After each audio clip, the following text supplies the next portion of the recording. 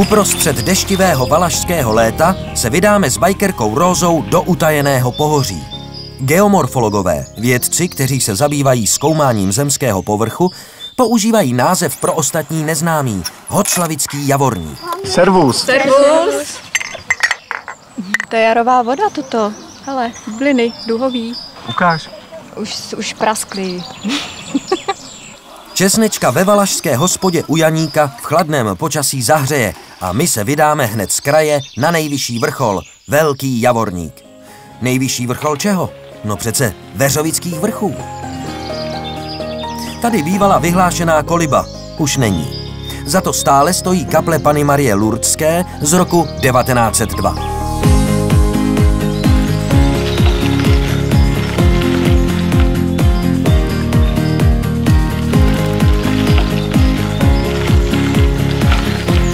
Poutní areál Horečky byl dříve stejně slavný jako Pustevny. Tak co, jaký jsou maliny? Malý, ale dobrý. Horečky, neboli Malé hory, začala od roku 1885 zvelebovat pohorská jednota Radhošť, což byl nejstarší turistický spolek u nás. Ten vybudoval vyhlídky Milá domovina a Libušínka a vyznačil a zřídil síť turistických cest. Básník Jaroslav Seifert o Horečkách napsal: Tam u vás, milí, věřte mi, člověk se octne v světě jiném. I studánky tam voní vínem, kámen je cítit růžem. V dnešní době je sláva Horeček tatam. Nás bajkery může potěšit, že tu vzniká bike park Beskydské traily, jehož část jsme otestovali na začátku a zbytek si necháme na závěr dnešní výpravy.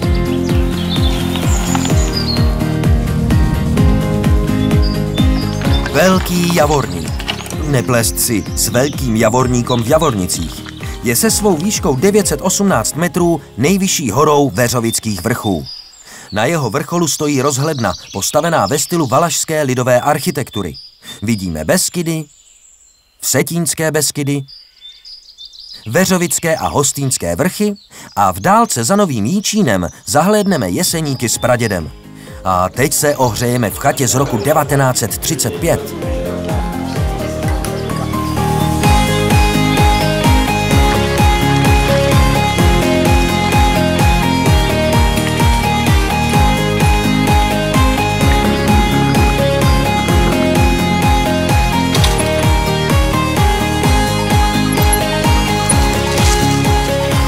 Po super sjezdu z Velkého Javorníku nás ještě čeká pěšinka v údolí Jičínky. Pak se na chvíli s terénem rozloučíme a po širokých lesních cestách přejedeme do západního cípu pohoří u Hostašovic.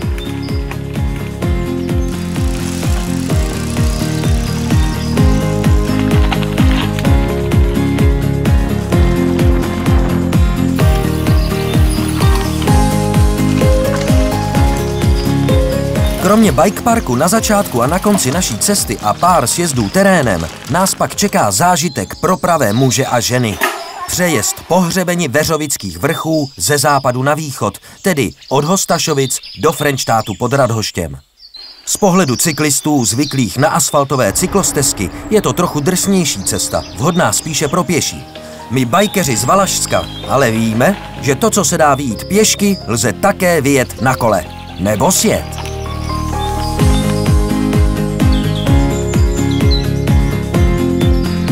Projíždíme přírodní rezervací Trojačka.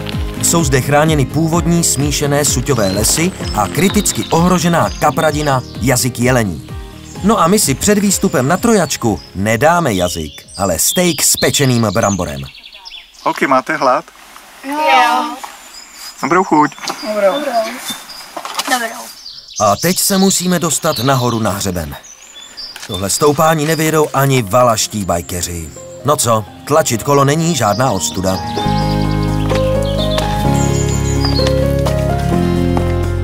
Těžké jako svině, ale hezké. Míříme na Huštín, tak snad nezmrznem. Mrzne, prší, takže idylka.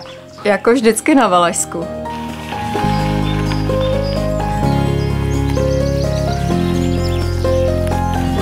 Holky, máme VKVčko. Jo.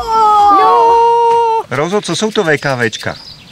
Tak to se jezdí tady na Valašsku a jezdí děti 50 vrcholů a dospělí 25 a jezdí se vlastně po Beskydech, Javornicích a spousta dalších pohoří. A ta zkratka znamená? Vrchařská koruna Valašska. Máme VKVčka, jo!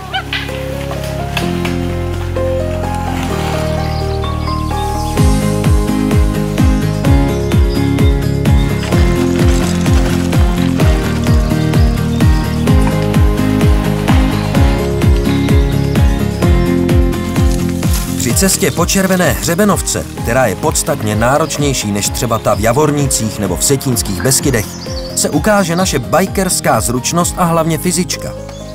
Cestou strojačky postupně zdoláme vrcholy Huštín, Hodorf, krátkou a dlouhou objedeme, no a nakonec sjedeme pod Kamenárku a znovu se projedeme po singletracku údolím Jičínky.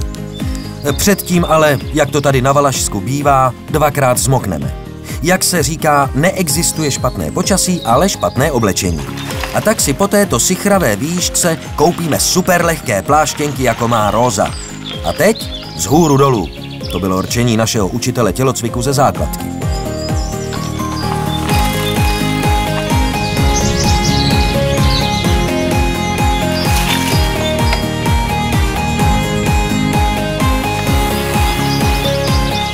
Oproti Javorníkům je tu ještě jeden rozdíl.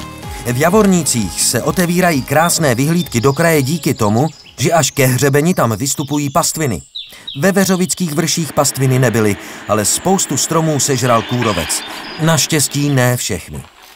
A teď nás ještě čeká bike park na Horečkách.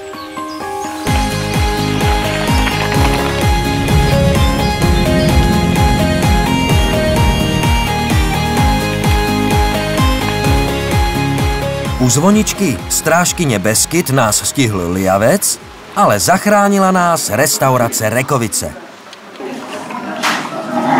Servus. A příště se podíváme do Beskyd. Na Radhošť. Servus.